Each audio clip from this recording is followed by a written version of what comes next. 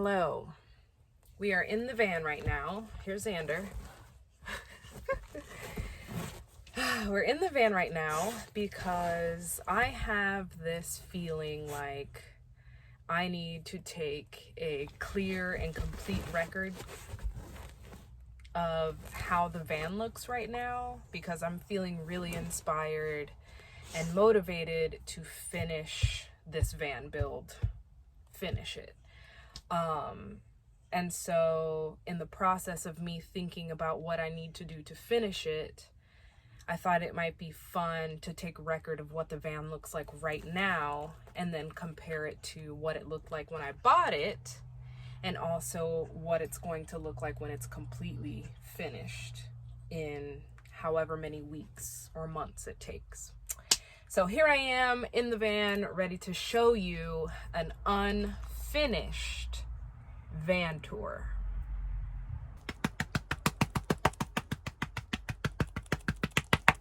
So I guess we'll start with the front of the van, the cab. This is my captain's seat, right? I'm the driver, Xander is the co-pilot, and unless we have a visitor, this is the team. So this is the captain's chair, original chairs, the original dusty pink color that the van was when I got it, with some updated accessories. The hot pink, the teal blue brings it to life, you know, gives it some spunk back into the age of the van. So everything in here is original. I painted the center console dashboard thing. It was like a tan brown color. Painted it black. Looks much better, nicer. Everything works for the most part, but the ducting of the AC is a little bit off, so air only comes out in certain areas, which is strange. The few functions that I don't have access to at the moment is my windows don't go down. My windshield wiper only works when it wants to. If you're an OG of this channel, you know that I've had issues with the windshield wipers. Everything else is regular, normal, works just fine. And I guess I should say that this is a 1993 GMC Vandura 3500. It's a 5.7 liter engine. It's about 18 to 20 feet long. If you want something to compare it to, I always tell people it's about the same size and look as like a plumber's van or like a utility man van, except it has a higher top. So just imagine something like that, but classier and cleaner, and you can live in it, you know? So this is the upper cab storage situation right above the cab. So I use this section. This is the right side of the van if you're facing forward. I use this section for clothing, the ponchos, as you see, extra masks, things that are either clothing related or I just need in the moment leaving the van.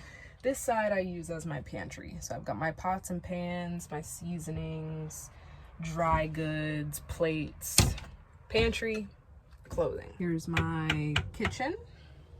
I got this butcher block countertop and these cabinets from Lowe's. If you want to save some time and perhaps some money, go to Lowe's, buy the Project Source cabinets. They're already built. You just got to put them together, size it out, and you can paint them, stain it, do whatever you want and make it your own. So that's what I did. It made the process much quicker. And then right next to it is my electrical cabinet, but I'll talk about that later. Above is this super complicated upper shelf that honestly gave me a hard time, but I'm very happy with how it came out. So I use all this up here as dry storage, things that I need quickly in the kitchen that if it makes sense to me, it can go up there at any given point in time. And then this is going to be my like medicine cabinet area with that mirror that I painted. Got to work on that. And then this is just for all my trinkets and books and things that I grab along the way. But I've got to figure out, I might need a book stop or something, because every time I drive, it all falls over. Still to finish in the van is the faucet and the water pump. I don't know why I've neglected to do that. I have both of those items. It's just a matter of drilling the hole, putting it in, wiring it up. But for now, I've got this water tank that has been serving me very well. On the opposite side of the kitchen is the bathroom storage area. This is another area that I need to finish by constructing the actual storage box unit. I want to be able to store all of the like shower and bathroom needs, all the shower and bathroom necessities, and then like shoes storage and like the outdoor table, the beach tent, things like that. So things that can be easily pulled out and used on the outside. So that's what I need to construct there. That's the plan. And then now we can talk about this back area, I suppose. It's the biggest area of the van.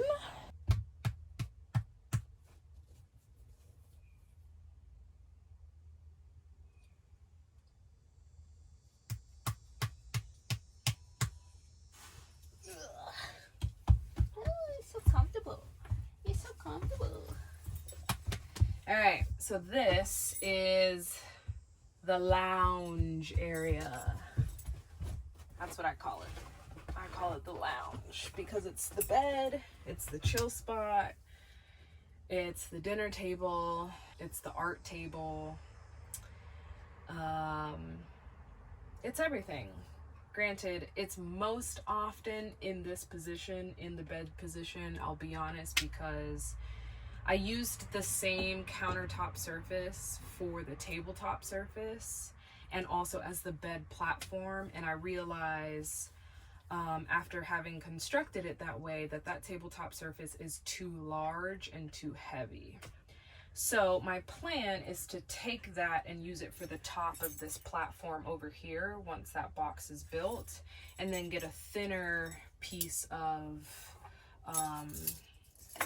wood paneling that could serve as the tabletop and be as sturdy for the bed. So that's one change that I know for sure that I need to make and can be able to use materials in different places. Yeah, so you'll see that in a second, but this is the bed. It's a little bit wider than a king, and it's about 6 feet long, maybe 6'2" long. I've been able to fit 2 people and a dog on it just fine. Let me demonstrate. Oh, some incense. But I typically sleep on this side when we go camping. And I usually have my body pillow with me, so I have plenty of space. And Xander usually keeps this side. Sometimes we snuggle, but most times we like sleeping on our own. So 1, 2 people and a dog, very easily could sleep 3 people. Yeah, so that's the bed. Now I guess what I need to show you is how it can indeed convert into seating and a table, but honestly that's gonna take me a minute.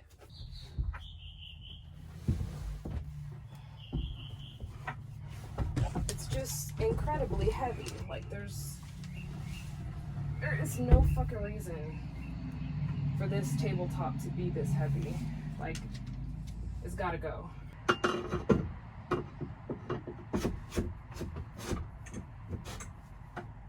Lay down.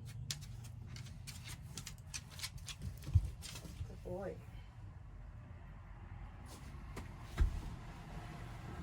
Right.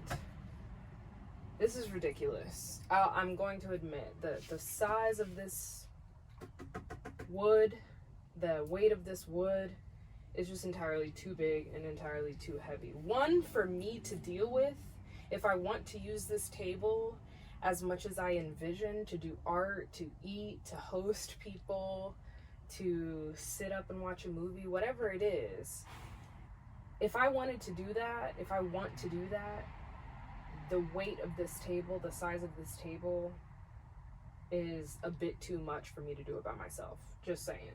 Maybe I need to work out a little bit more, but it's a bit much. So that's gotta change. Definitely. And you'll see it. Like, this shit is ridiculous. So it's cool. With the cushions down, you could sit back and relax. It's cool. It swivels, you know what I mean? Like, you can move it to the side. It's really cool. I'm not negating the coolness and the utility factor of the Lagoon table swivel mount. I just need to readjust this table size for something the same size, but less thick, less heavy. So that's my spiel. Got under the bench storage. I've got 3 drawers on this side, 2 on this side. This is for toiletries.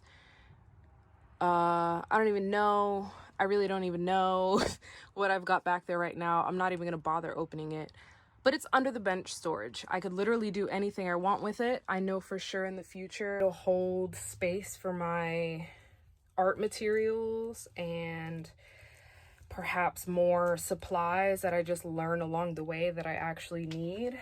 But for right now, it's actually just toiletries and like all of the materials that I've used to build this van so far. I'll show you my electrical stuff, I guess. I'm not too savvy off the top of my head, but I will say I have 2 100-watt solar panels on the top of the van, and I have 2 12-volt 100 amp hour gel batteries from Renogy. And I got all the solar panels, the cables, the charge controller. I got like a whole kit from Renogy, and it was plug and play. As nervous as it made me, it was a really simple job. Connecting the batteries was pretty simple. And for the most part, it's worked pretty well for me so far. But I will say that I don't know if it was the travel itself, the fact that I've had these batteries now going on 3 years. We're inching closer to 3 years. I can't even remember correctly, but I think I need to upgrade my battery bank. If I want to continue traveling and I want to use the amenities that I've installed in the van, like my fan and my lights and eventually the water pump and the faucet, then I need to upgrade my my solar setup as far as the batteries go, because I really don't have enough power. Not even enough for the last few trips to run the fan while the fridge was also running. And to be honest, I don't know if that's a problem in the system that I don't know about, or if I just need more power, like quite simply to use all of the things that I've already installed. So I'm in the process of upgrading that. I've got to figure out my money. And what else do I need to do? I've got some more lights to install and wire up. And then also like the finishing parts, like the trim and all the decorations. I had those decorations up on the wall and the Velcro like melted off. But other than that, that's what I've got at the moment, what I'm thinking about at the moment, and what my plans are for the moment.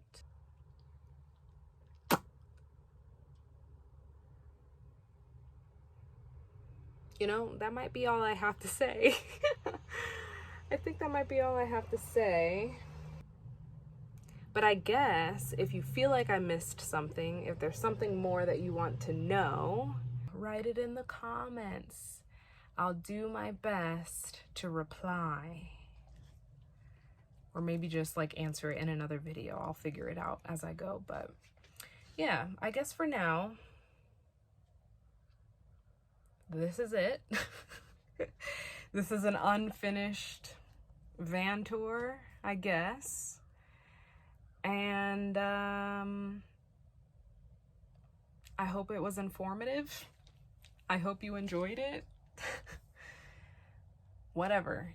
So, thank you for tuning in to my unofficial current van tour with the dog. And I'll see you guys in the next one. Thank you. Subscribe to us, please. Please. Say subscribe.